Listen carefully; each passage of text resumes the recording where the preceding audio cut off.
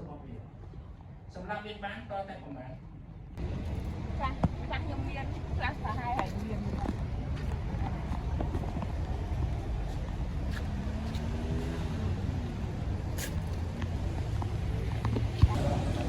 ចេះតែតែញ៉ាំមកប្រមាញ់តែតែមិនអីណាចាញ់ណាមកមក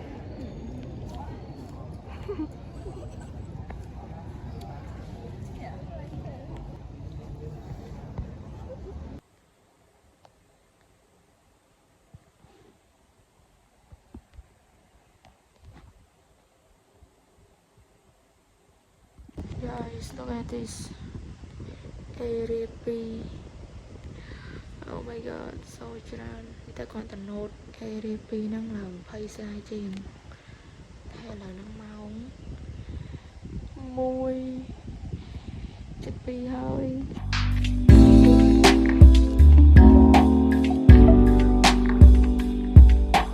គាត់មានបានហាត់ប្រាណខ្លាំងឬក៏ធ្វើការធ្ងន់ឬក៏មានគាត់ធ្វើដំណើរទៅឆ្ងាយដែរទេអត់ទេតែជំងឺគាត់សប្តាហ៍នេះគាត់ប្រាប់មកអ្វីដែរពូភ្លេច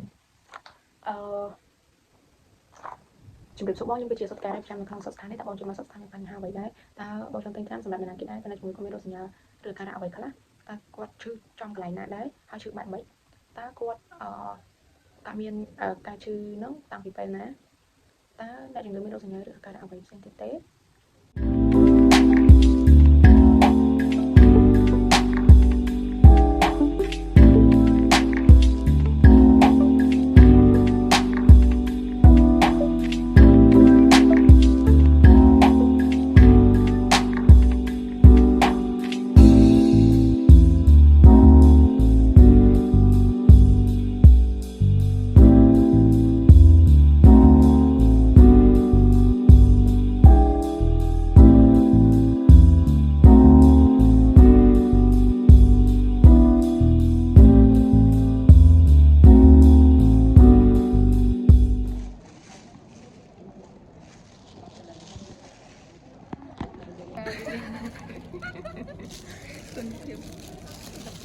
គុណភាពប៉ិន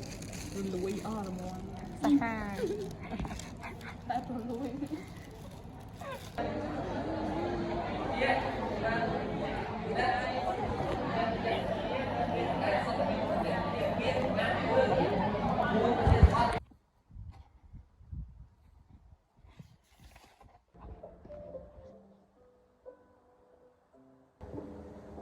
ដល់អ្នកគ្នាខ្ញុំត្រូវប្រឡងនឹងថ្ងៃទីគេខ្ញុំត្រូវប្រឡងនឹងថ្ងៃអង្គារទឹកក្រោយហើយគេនឹងថ្ងៃអាទិត្យតែអញ្ចឹងខ្ញុំមានពេលថ្ងៃហ្នឹងមួយថ្ងៃហើយនឹងថ្ងៃស្អែកថ្ងៃច័ន្ទមួយថ្ងៃទៀតហើយដល់ថ្ងៃអង្គារខ្ញុំត្រូវប្រឡងម៉ោងដំបូងគេ Oh my god និយាយទៅខ្ញុំប្រឡងថ្ងៃអង្គារថ្ងៃពុធហើយសម្រាប់ថ្ងៃពហុមួយថ្ងៃហើយថ្ងៃសុក្រត្រូវប្រឡងអូស្គីតែសំខាន់ឥឡូវអូស្គីខ្ញុំទុកចោលសិនខ្ញុំមើលarea សិនហើយថ្ងៃអង្គារហ្នឹងមួយថ្ងៃហ្នឹងប្រឡង3 area ចូលគ្នា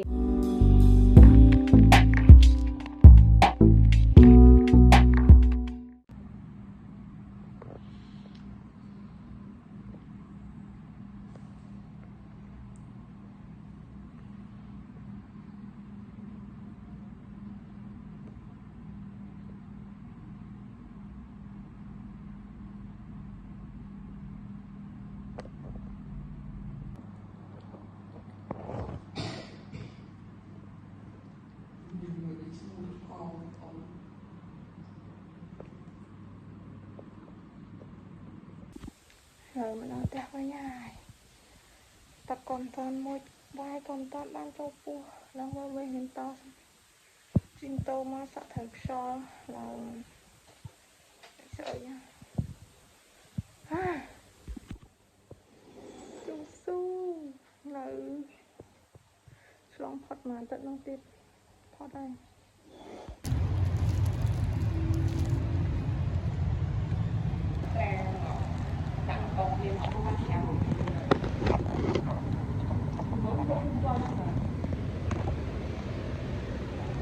này con ốc ấy sẽ mà đi ốc thèm nó mà đi ốc bây giờ màu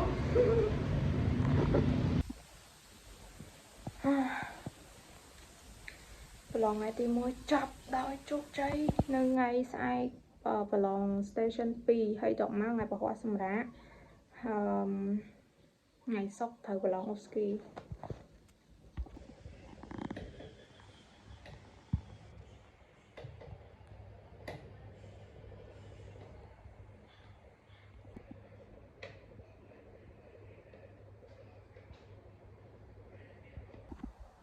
តែដែលយើងអត់ស្រួលខ្លួនខ្ញុំមានអារម្មណ៍ថាចង់ដេកងុយដេកឥឡូវខ្ញុំងុយដេកខ្លាំងណាស់នេះប៉ុន្តែអត់ហ៊ានដេកទេសុខចិត្តនៅមកក៏ស្អមស្អែកឡងអេរី2អូយឥឡូវមើលអត់តន់ចប់តាមបាន5ខ្ញុំខំងុយដេកខ្លាំង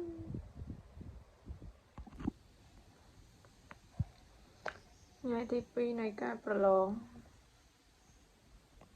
ផឹកមិញដេកបានពី3ម៉ោងហើយទៅប្រឡងហើយមកវិញងុយដេកពេកដេកលក់បានប្រហែល2ម៉ោងងើបមកមានអារម្មណ៍ក្តៅខ្លួនវាស់កម្ដៅមិញ37.7 ឥឡូវពងវាស់ម្ដងទៀតហើយជីវិតវាជាការវេទនាដល់ពងវាស់អូស្គីនេះមើលឡើងទៅមុខហើយ guys finally ខ្ញុំប្រឡងចប់ហើយមុខខ្ញុំឡើងស្លក់អស់ហើយចង់និយាយថាព្រឹកមិញខ្ញុំទៅប្រឡងអត់បានថតមានអីទេហើយម្សិលមិញខ្ញុំដាក់សេរ៉ូមដងទៀតអត់3ផ្លោកគេទៅសរុបទៅចប់មកប្រឡងសានេះអស់សេរ៉ូម10ផ្លោកហើយខ្ញុំទៅទាំងទុនខ្លួនអត់មានកន្លងអីទេឥឡូវនេះខ្ញុំប្រឡងចាប់ហើយខ្ញុំដល់ផ្ទះនិយាយទៅខ្ញុំប្រឡងមុនគេថ្ងៃទី29ហើយអ្នកផ្សេងក្រុមគេប្រឡងថ្ងៃច័ន្ទអីទៅដែរនិយាយទៅប្រឡងអូស្គីនេះខ្ញុំរៀងភ័យខ្លាំងជាងគេហើយបុកពោះហើយសំខាន់ខ្ញុំអត់សូវបានមើលមេរៀនទេទៅប្រឡងទាំងភ្លេចឃ្លាំងហើយដល់ពេលប្រឡងក៏ភ្លេចដែរនិយាយទៅទាំងអស់គ្នាអញ្ចឹងវីដេអូហ្នឹងគឺចប់ត្រឹមហ្នឹងហើយខ្ញុំសង្ឃឹមថាអ្នកទាំងអស់គ្នាចូលចិត្តវីដេអូនេះចង់ជួបគ្នានៅវីដេអូក្រោយៗទៀតបាយ